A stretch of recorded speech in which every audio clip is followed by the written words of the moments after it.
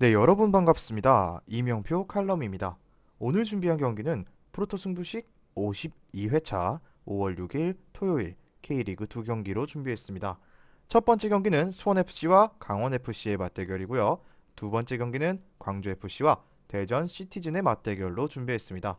지금 바로 첫 번째 경기부터 분석 시작해 보도록 하겠습니다.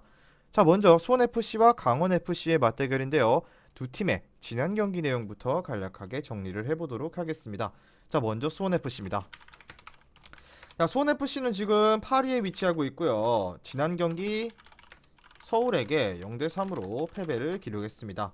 자, 이승우, 라스가 모두 결정했고 수원의 장점인 공격을 하려고 해도 별다른 수가 없었고 결국 90분 내내 끌려다니는 경기를 했습니다.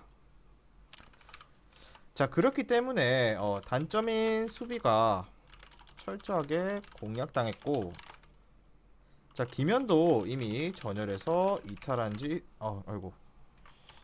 지 오래이기 때문에 공격 축구, 수원 특유의 공격 축구는 상당히 위기에 몰린 상황이었다. 자, 거기에 심지어 플레인 코치로 변신한 양동현마저 경기장에 투입을 했어야 됐을 정도로 자원이 부족한데, 자, 감독도 김현이나 라스 복귀가 늦어지면 경기에 출전해야 한다며 현실적으로 공격 뎁스를 채우는 것이 어려운 상황인 것을 토로하기도 했는데요. 자, 그나마 이광혁이 이번 경기에는 돌아올 수 있을 것으로 보이기는 하지만 현재 공격 자원들이 집단 이탈한 상황에서 이광혁 혼자서 무언가를 만들 수 있을지는 의문점이 굉장히 부여되는 경기라고 볼 수 있습니다. 자, 다음은 강원FC로 넘어가도록 하겠습니다. 잠시만요.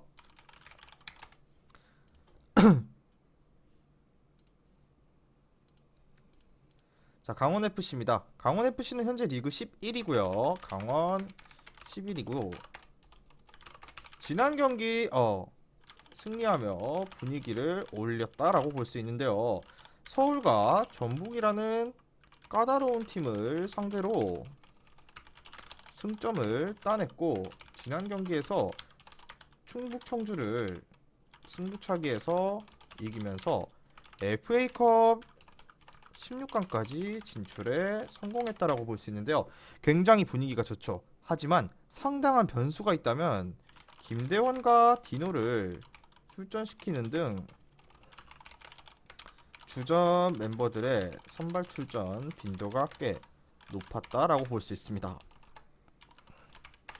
자, 지난 경기에서 주전들의 선발 출전 빈도가 높았는데 리그에서 성적이 급해 주전들에게 휴식을 줄 수도 있을 것이라고는 예상했지만 최용수 감독 입장에서는 상승세를 FA컵에서 꺾을 필요는 없다고 생각한 것으로 보여지는데요.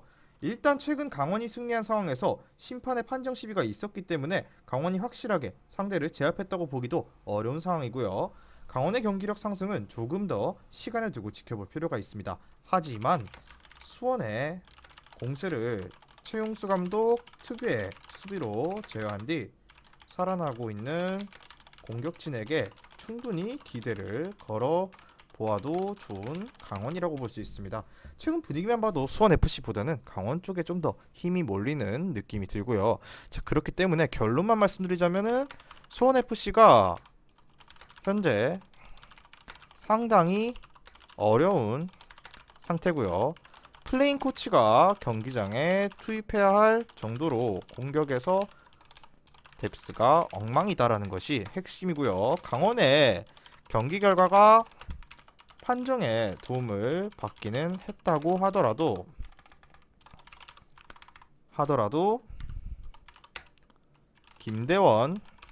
김대원과 양현준이 모두 살아나고 있는 상황이고 굉장히 긍정적이죠. 기본적으로 강원이 수비를 중요시하는 팀이기 때문에 수원이 공격적 자원이 부족한 상황에서 수비의 약점이 두드러질 수 있는 매치라고 보여지면서 강원의 승리를 추천드리고, 그리고 마이너스 1.0 핸디캡 같은 경우는 강원 쪽의 승리, 그리고 2.5 기준 저득점을 추천드립니다. 자, 중요 포인트로 말하자면은 역시나 수원FC는 현재 공격에서 뎁스가 망가진 상태라 플레잉 코치가 경기에 임해야 할 정도로 상황이 좋지 않습니다. 자, 그렇기 때문에 이번 경기는 강원승, 강원 핸디승의 2.5 기준 언더를 추천드리도록 하겠습니다. 자, 다음 경기로 넘어가도록 할게요. 금일 준비한 프로토 승부식 52회차 고배당 조합입니다. 조합이 궁금하신 분들은 영상 끝까지 시청하시고 영상 아래에 고정 댓글에 링크로 문의 주시면 매일마다 프로토 승부식 고배당 조합과 주력 조합 한 조합씩 무료로 받아보실 수 있습니다. 자, 다음 경기는 광주FC와 대전 시티즌의 맞대결입니다. 이 경기도 마찬가지로 두 팀의 지난 경기 내용부터 먼저 정리해볼게요.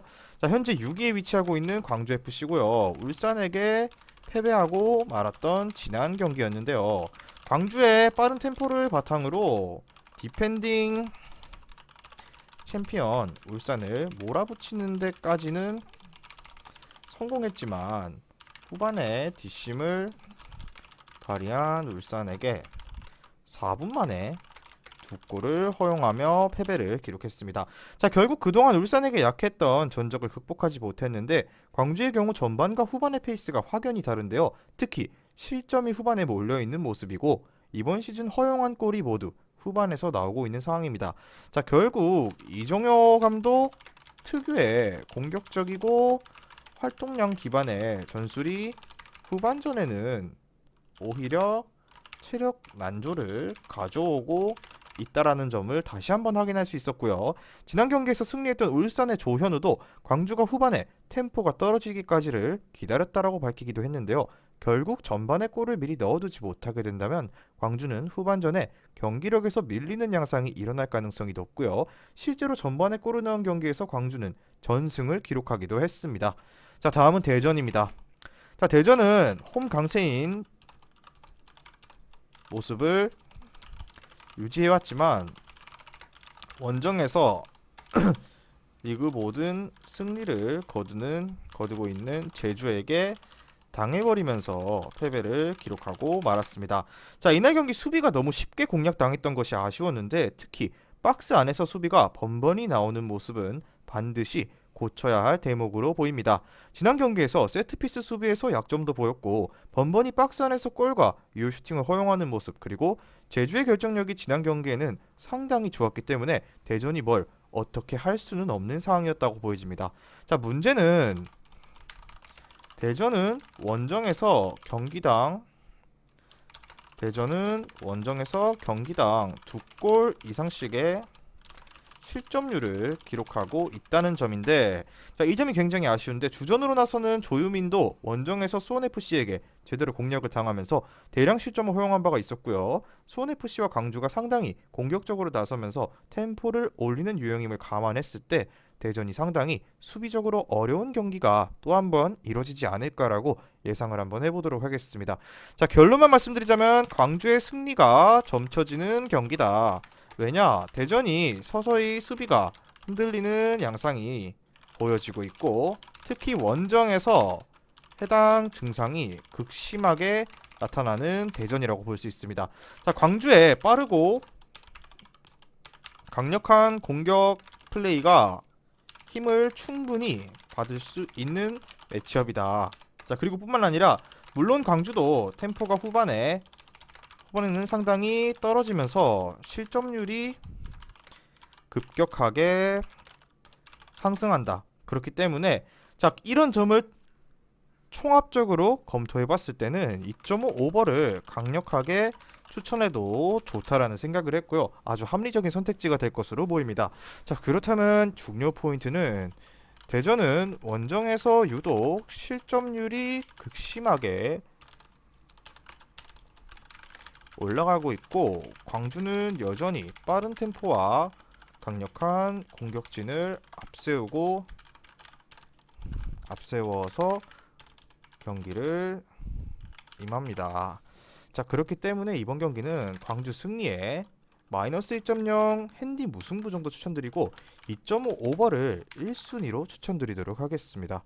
자, 오늘 준비한 경기 분석은 여기까지고요. 최종 조합은 영상 하단에 수익방에서 공개합니다. 수익방 입장은 영상 하단 고정 댓글에 링크를 클릭하셔서 무료 입장하시면 매일마다 주력 조합, 고배당 조합 한 조합씩 무료로 받아보실 수 있습니다. 미리 말씀드리지만 제가 프리뷰해드린 내용은 말 그대로 내용 분석입니다. 수익으로 이어지는 최종 조합은 유튜브에 공개할 수가 없기 때문에 현재 영상 고정 댓글로 카톡 주시면 경기별 실시간 라인업 및 심판 성향까지 분석한 최종 조합 드리겠습니다. 저를 모르시는 분도 건승하시는 하루 되세요.